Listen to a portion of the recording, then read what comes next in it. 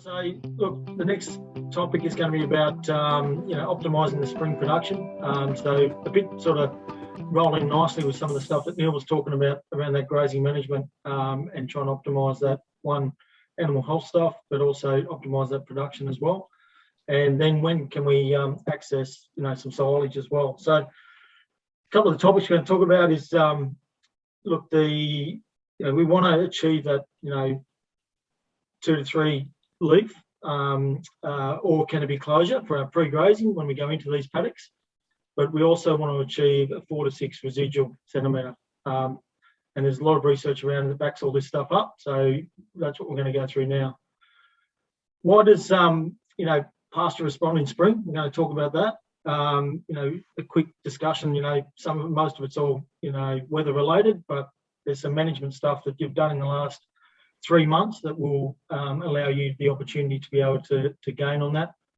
Adjusting the rotation, as I said, based on the rules of the ryegrass growing, feed allocation, and also how to recognise the true surplus and what can we do with that. And just a quick little discussion, and interested for people to weigh in on this as well. And sometimes it's just a word, but sometimes it's really important just to make sure that we are all on the same page when we come to this. So the difference between locking up, paddocks as to what used to be sort of done, and banking paddocks to be flexible and also maintain quality and that production going forward.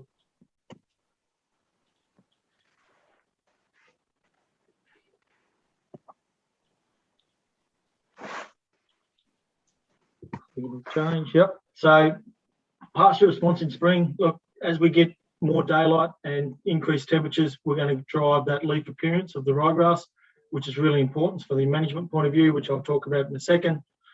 The plant species and cultivar, like sometimes this gets mixed, and I've been on farms where the resources are there, we've got some good temperatures, we've got moisture, we've got nutrition, but if they haven't got the right species or the cultivar to make most of that, there's no point going any further with it. You're better off to focus on what you can get the production out of. Plant population and competition.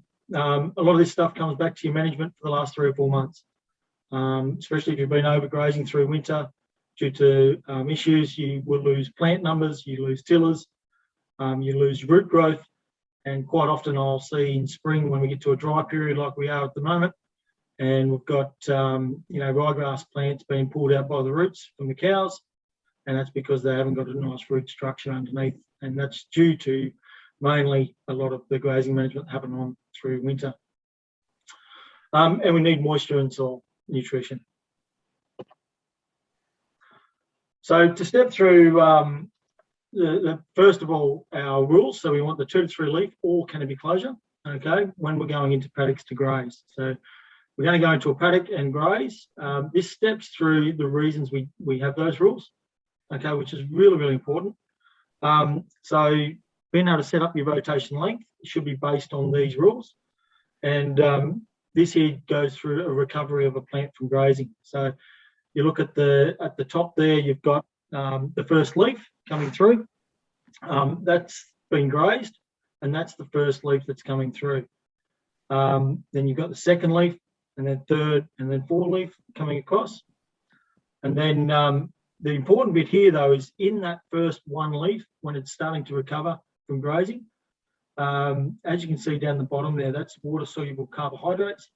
That's basically plant energy, okay? So the plant doesn't have the ability to photosynthesize enough to produce leaf, so it needs to draw on its own energy, okay? So to pull that out of the stem, and also pulls it out of the roots. So that is why, from a point of being able to get a plant to recover and keep growing, it's important not to graze before this period, because the plant has not yet stored any carbohydrates to be able to handle the grazing up until it gets up to the 2-leaf stage. So once we get to that 2-leaf stage, we know that we've stored some of those carbohydrates, and that's why we ask that if we can get to 2-leaf stage, it's going to be best for the plant, okay, to be able to handle another grazing, and that's what we want to achieve. Once we go past that 3-leaf stage, as you can see on the slide 4 there, the oldest leaf, which is your first leaf, which is, taking energy and nutrition and everything else, starts to decay and die.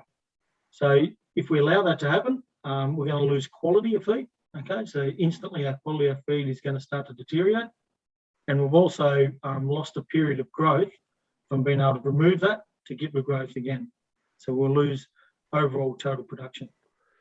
So Josh, what happens to the stems at this time if we're going out past 3 leaves as well?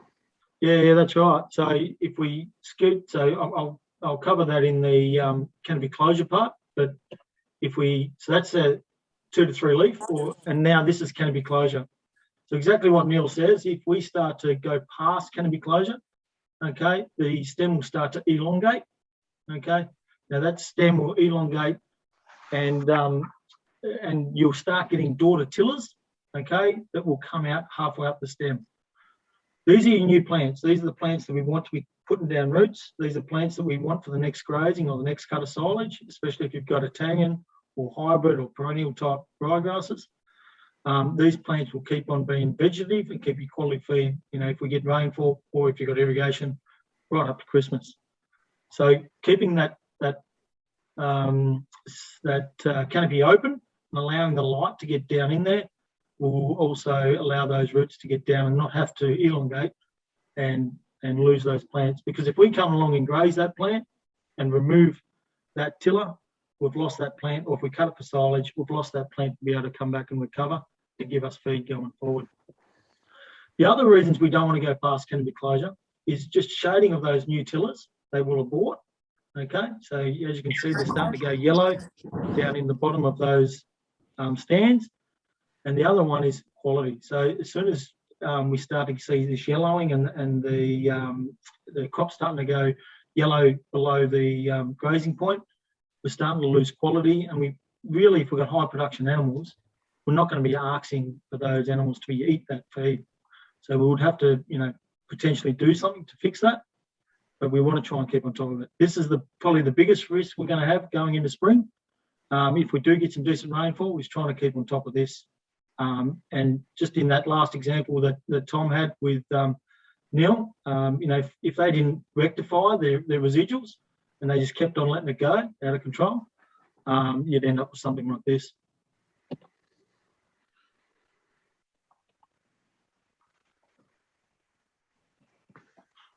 So that's pre-grazing. So pre-grazing, that's the rules we want to try and achieve, is that 2 to 3 leaf or canopy closure, okay? And that's really important for trying to get the quality and the production going forward. The other one we need to really focus on is our residuals, okay? So the ideal residual for a ryegrass plant is 4 to 6 centimetres, somewhere in there. This is really important because that's where, in that 4 to 6 centimetres and below, is where those carbohydrates I was talking about before are stored, and then in the roots as well. And if we remove that, that doesn't give the plant enough energy to recover from the grazing. Okay, so in a scenario up here, you can see this is a cross section of our pasture, for an example.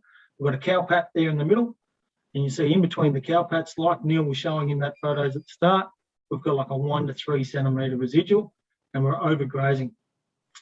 As you can see from the photo down the bottom, there's just some cuts that I've done on some demos before. You can replicate this over and over and over again.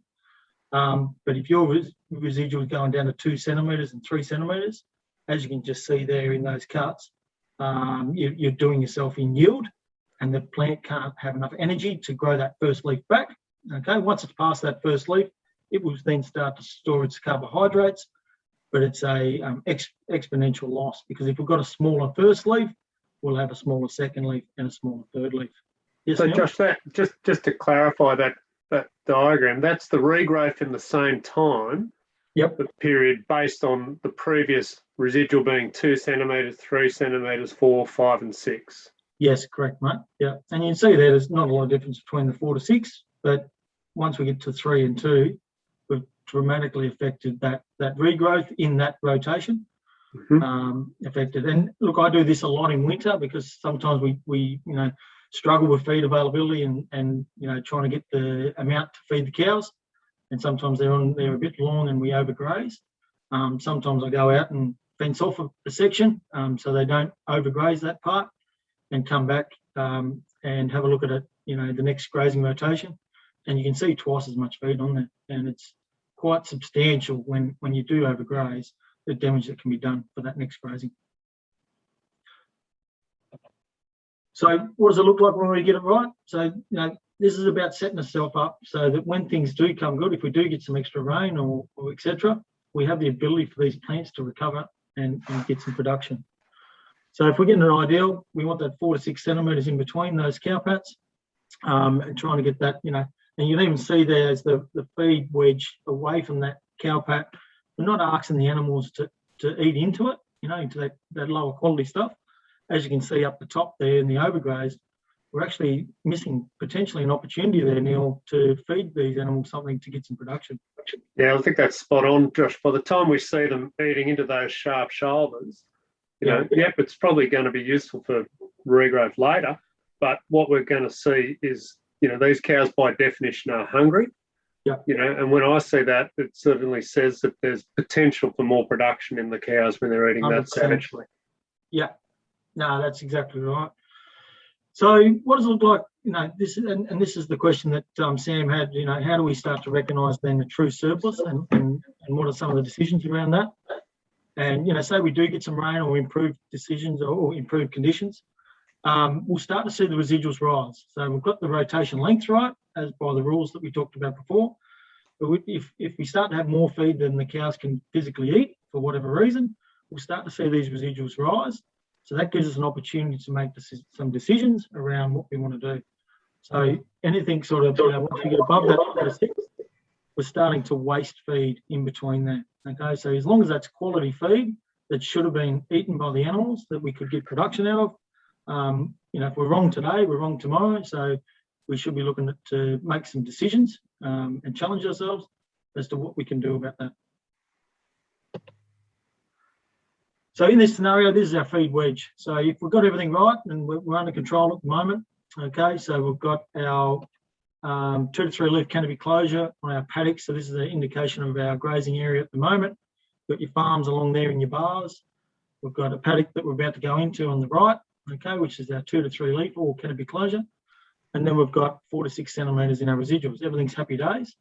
What we see happen is once pasture or we get a response from fertiliser or conditions start to improve with moisture, we'll start to see that we are growing more feed than the cows can eat in those cells. So then we need to start to make some decisions. So the quicker we can get onto that and utilise that feed, the better it'll be from a profit point of view, but also from a management point of view, of not having to top and deal with it, etc., etc.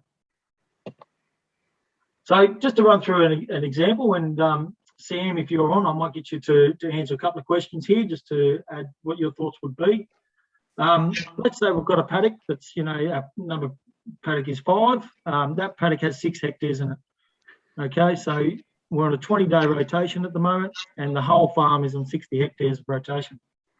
So if we sit there and say, right, this paddock that we've just come out of, okay, things have improved. We've had some rain, we've had some good fertility. Okay, things are starting to improve, and we've gone through, the first feed, the second feed, and we've wasted a bit of feed, and we've gone through the third and fourth, and we've noticed the residuals are starting to rise. Okay, so those residuals have started to rise, up to 8 centimetres, 9 centimetres, whatever they are. And we're sitting there going, I need to make some decisions about utilising that feed that I've wasted in the paddock.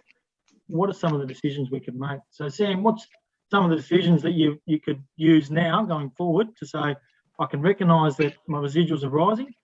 What should we do to rectify that? Yeah, thanks, Josh, and g'day everyone. So this is quite relevant. I've actually just looked at what we're feeding in the dairy and how much grain we're giving them, and so I've taken the last few days. I've taken just a kilo of grain out of the dairy just to try. And we've gone from about a 30-day rotation down to 25. So giving them a little bit more pasture, so we want to make sure they're utilising that. So the first thing is trying to remove that grain a little bit. Obviously not too much. I probably wouldn't want to take more than, we're feeding 6 kilos now. I'm not confident enough to go lower than that. So the next step would probably be looking at taking paddocks out for silage. Yeah, right. So first up, your first decision there is to reduce supplement. So you've said, right, I've got potential here of quality feed. I've reduced the supplement to try and eat more of that grass that we have available. All right. So there's other options we can look at as well. So there's things like other livestock. So we sit there and go, and I've seen, I was only talking to a farmer yesterday that realised that he's got some extra feed that he's wasted behind in a couple of paddocks. So he's put other livestock in there to deal with that. Then he's got some heifers that he's whacking in there, which is still good quality feed. They just got their allocations wrong, so they're putting that in there to deal with that. Other methods, we can use mechanical ways to deal with it.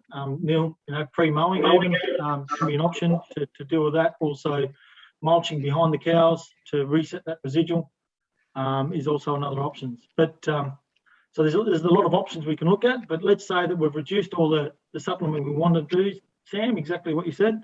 And now you're trying to work out, when do I actually know I've got a true surplus? Well, if you've reduced your supplement, okay, and you haven't got anything else to eat it, and you've got a fair bit of feed there that you're saying you lost, and in this scenario, in this paddock 5, what's the next best thing we could have done to get another feed out of that paddock, isn't it? All right, so we've got 4 feeds out of it. What we're actually saying is we should have got 5 feeds, okay? So we can sit there and say, right, let's what's that look like if we had got 5 feeds? And this is how we can work out a way of how much silage we can cut. Okay, so if we sit there and say, right, now we've got paddock 5, it's 6 hectares. Okay, so you got now, instead of feeding 1.5 hectares, we're going to feed 1.2 hectares. Well, this paddock's been done already, but the good thing about it is you're measuring what you've already done, and then you can make some decisions going forward. So the good thing about that, you can, rotation right tool can do this sort of stuff for you. Okay, but if you look at the numbers, you sit there and say, right, we still want to stick to a 20-day rotation, okay, because the rotation is not the issue. It's the amount of feed that we're feeding. We've dropped our supplements back to where we want them to be. So we say, right, we should be feeding 1.2 hectares now on the 20-day rotation. That should give us 40 feeds, okay, 2 feeds per day. That means that we need 48 hectares in our grazing rotation.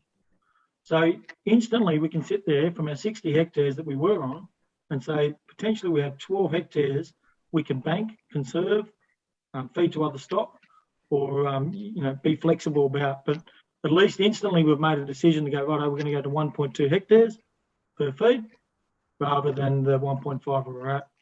And then see, the next day, you'll get feedback on that. Is that over it? Is it too much? Other options, like Neil says, is you can use your growth rate per day. You can go out and measure. If you're measuring grass, you can divide it by your herd. There's a lot of ways to do it, but that's just one example.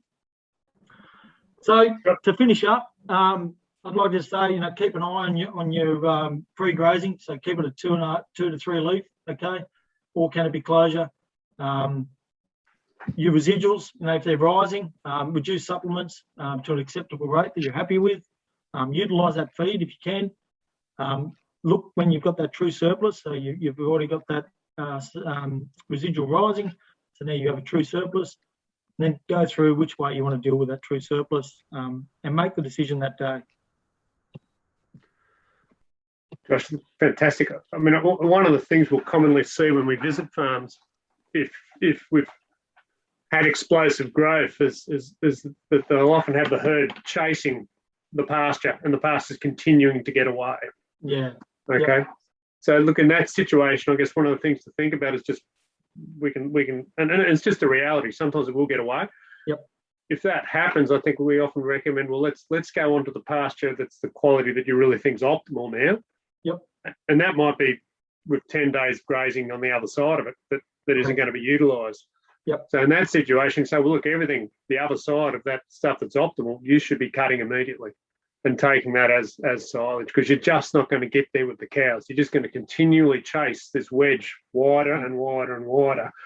But I guess it's being confident to make the call. There's some things that can make us really confident to make the call. If the season's warming up and the days are getting longer, if the fertility profile's good, if there's a bit of rain around and we've got a good moisture profile, that if you go that little bit harder and take that extra feed out and get that rotation under control, it is going to grow back. And it's having that confidence to read your season, I think, which is really, really important. Yeah, that's 100% right, Neil. And that confidence and in your decision making is really important. And then knowing that we don't have to worry about getting a bank of feed in front of us. It's about looking at the paddocks that are in front of you today, and they're telling you everything you need to know. So again, if the residuals are decreasing, okay, so look, if we do, and it could be happening now, especially with the drier conditions, have a look at bringing paddocks, if you have pulled them out, back into the rotation. So that's a good thing about banking paddocks, you can pull them back in. Increase supplements, if you can get a response out of it and make money, and look after your pasture so it's ready to go. On-off feed is another option. So if they are starting to overgraze, but you can't add any more feed and you want to pull them off onto a loping area or into a shed, etc., that's a good option so you don't overgraze those residuals. Another one which is really good and quite often used is that once-a-day feeding, and just having that one feeding per day on grass. That gives you a larger area to be able to feed, so it's a more meaningful feed and useful, and they're not walking a long distances to have a small amounts of feed. So just quickly, locking up paddocks. So if we're locking up paddocks for silage or hay and things like that, it's usually turned because they want to lock it up for multiple rotations, get a bulk of feed. This will reduce quality. You lose your flexibility about being able to bring it back into rotation because the quality's not there for the milking herd, and you'll lose production because you haven't actually harvested the quality feed and allow it to respond, and you also lose tillers and growth in the following cuts or grazing periods. Where if we bank paddocks, okay, so if we bank paddocks so that they just get pulled out and they should be grazed or should be cut for silage rather, or hay when they're ready to be grazed, that's the optimal. So you keep the quality in it. Can be added back in. So if you've got them banked and they're ready to, and you're starting to run out of feed, well, if you haven't cut them, you can pull them back into the rotation, no worries, and feed them off. So it allows it to be flexible, and you're optimising your production and your regrowth and your quality of feed. So this is the goal. At the end of the day, this is what we're trying to achieve, right? We're trying to level this feed intake out. We're trying to make the most of the good times, and we'll probably reiterate this across most of the sections today. But making use of the opportunities when they come. If we look at our spring here, sometimes we can have 2, 3, 4 springs, quite often rather than just one. And I'd say we've already had one of them in August or in late July. We had a big, rapid growth, and then we'll go through a dry period, which happens. But quite often we can get a good rainfall now, and we'll be back into it again. So it's not like some other areas that sort of have just a true spring. It's being able to be have your plants in the right conditions, so that if we do get these opportunities, we can make the most of them. Okay, if there's any couple of questions on that sort of stuff before I move forward. Terrific, Josh. I think spring is when it rains, and in the Hunter Valley, spring is probably when you turn the irrigation on. Yeah, that's right. So, just a question surrounding that, Josh. Yep. We've got a block of barley that really we weren't going to plant in the first place, and the unfortunate events have resulted that we're still milking and a bit short on feed. We're sort of weighing up whether we keep it to get a bit more bulk to be able to, supply the cows for a bit longer, and get one big grazing out of it, or try and push it a bit harder and get 2 grazings. What's your sort of thoughts on? Yeah, good question there, Lachlan. And on your cereals, it's a really important time of year to go through that scenario. So there's no right or wrong way that you want to do it. It's just looking at you need to look at the growth point. Okay, so I'm assuming now it would have already turned reproductive. Okay, so to look at that, you need to look at the stem of the plant, okay, of your tillers as well, and see how many of those tillers have turned reproductive. So you can have a look. I'll just have a look at the nodes, and I can follow up with you after this as well. But you have a look at the nodes, and you have a look to see where the seed head obviously will be in that stem as well. If that's happened, if you do graze it, that will be the last cut or graze that you'll get off it anyway. Okay, so it won't actually recover from that. So if you want to try and maximise, the opportunity for quality and yield, somewhere for me, I'd stick towards that flag leaf seed head emergence. You need to have a look to make sure if it's a bearded types or whether they're non-bearded types in terms of if you want the seed head to come out. The other time that's probably optimal is that milky dough stage.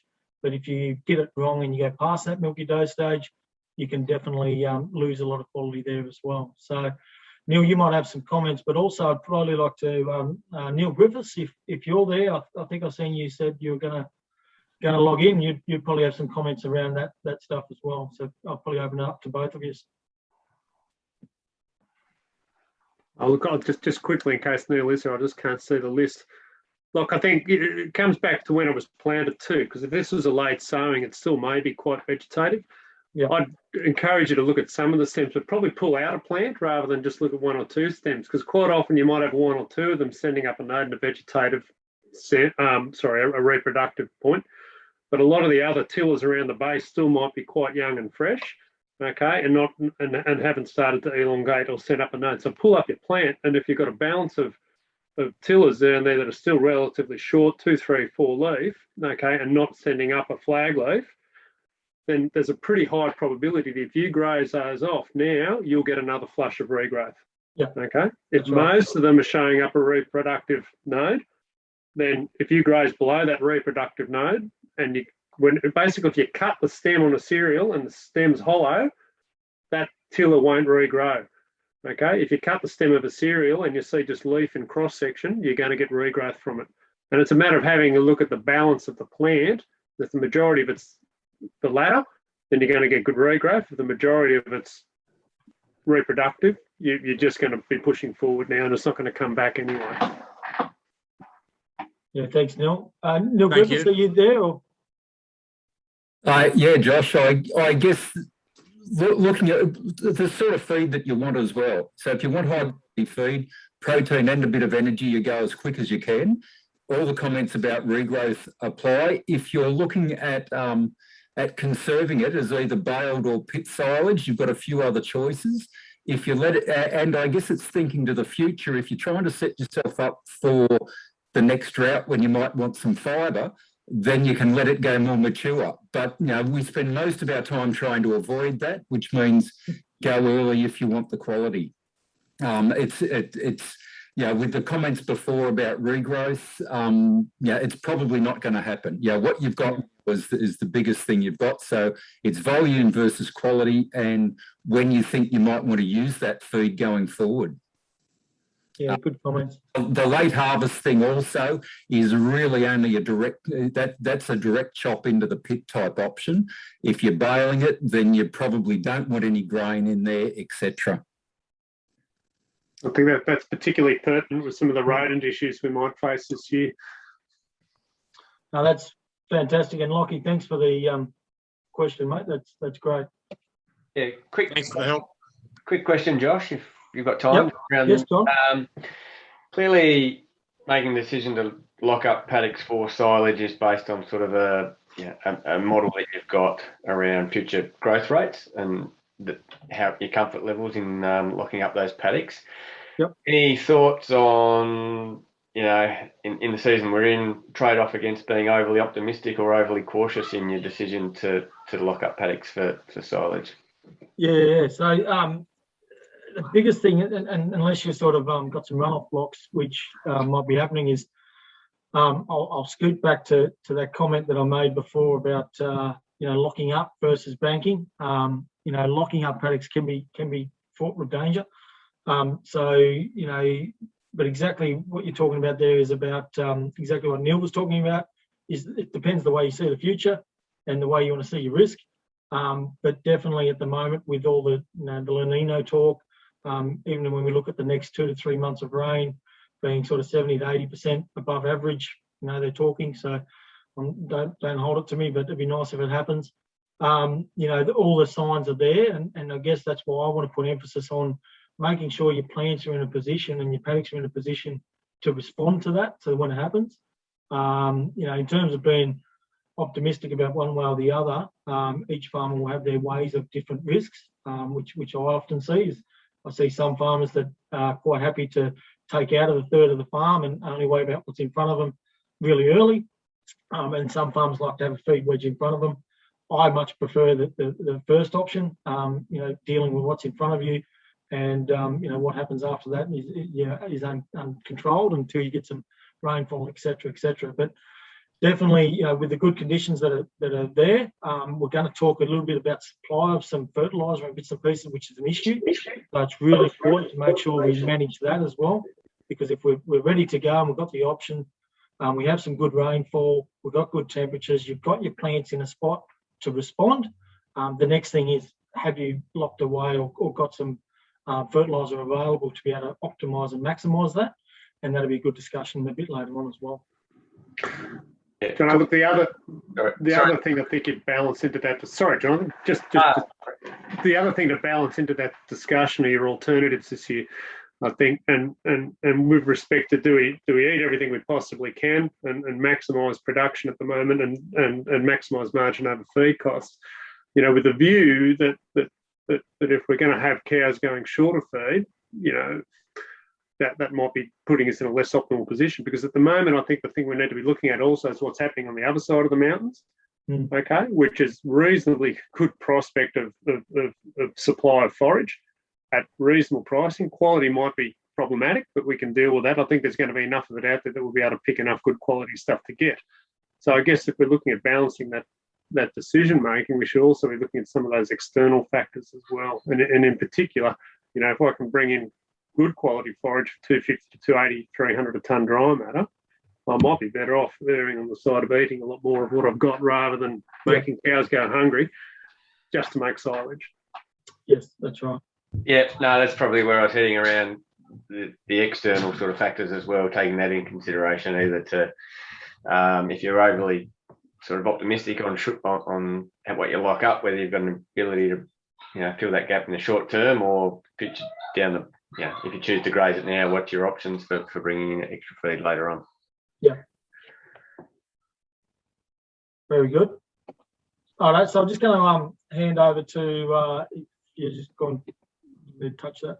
So now I'm just going to hand over to Peter, who's going to have a bit of a discussion about the farming forecaster that's across the area now, which is pretty interesting stuff.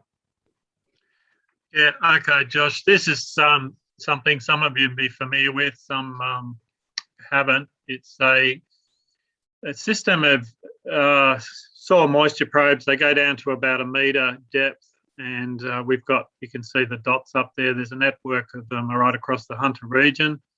There's another whole network down in the southeast around Young and Burrawa, those sort of areas, been around for a while, and we're just copying what they do. You can see the graph up the top right there, just shows the different moisture readings based on depth, those different colours, and down below there's the percentages there, that sort of around 10 centimetres, the 10 to 20, 40. So you can see what's sort of happening and how over time that, you know, in that drying period, you just, the moisture always is removed from the top and then the roots go down to the bottom. And what it's doing, it's just giving you something to have a look at. Particularly, you know, I was looking at this back in July, and you can just see, I mean, we knew things were drying out, but it's giving you some sort of objective measure on where we're up to with soil moisture. And you can look around the different districts. There's one at Sam's. There's one at Bungay, Gary Soper, and Andrew Smith and Michael Fraser. So they're all in there on dryland, and you can look at rainfall across the region, just see how other people got on, and just get it, you know, just a bearing on where things are heading.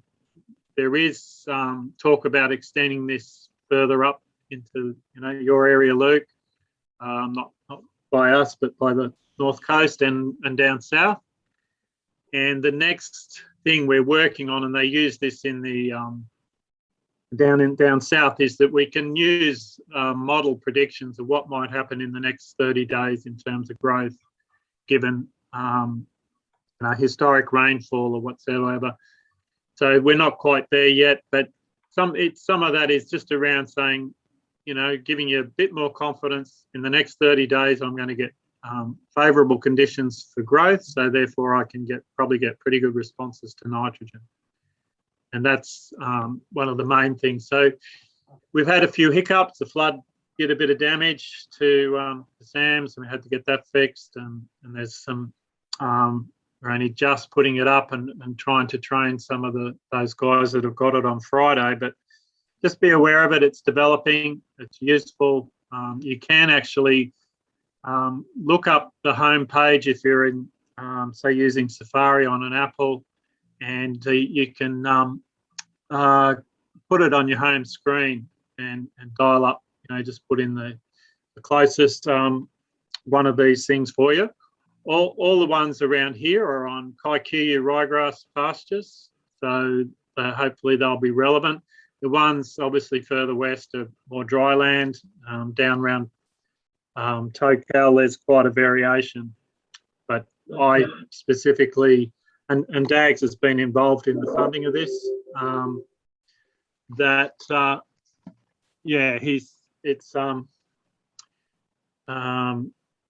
mostly dairy pastures, because that's where the decisions are made. So I think that's awesome. Yeah. So look, I think I'm definitely going to use it, especially if you start to use fertilisers and things like that, and you start to discuss whether do I have moisture there to grow some feed. We'll talk about that when we get down to the ends about fertiliser, but these are some of the discussions or questions you need to ask yourself whether you're going to get the response. Very good, Pete. Thanks very much.